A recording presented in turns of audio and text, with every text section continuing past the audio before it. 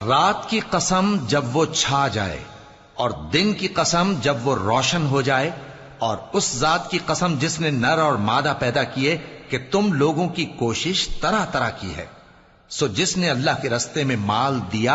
اور پرہیزگاری کی اور بہترین بات یعنی کلمہ توحید کو سچ جانا، تو اس کو ہم آسان طریقے کی توفیق دیں گے، اور جس نے بخل کیا اور بے پرواہ بنا رہا اور بہترین بات کو جھوٹ سمجھا، تو ہم اسے رفتہ رفتہ سختی میں پہنچا دیں گے، اور جب وہ دوزخ کے گڑھے میں گرے گا تو اس کا مال اس کے کچھ بھی کام نہ آئے گا۔ یقیناً راہ دکھا دینا ہمارا ذمہ ہے، اور بے شک آخرت اور دنیا ہماری ہی ملکیت ہیں۔ سو میں نے تم کو بھڑکتی آگ سے خبردار کر دیا ہے،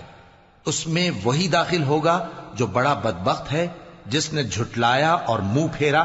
اور جو بڑا پرہیزگار ہے وہ اس سے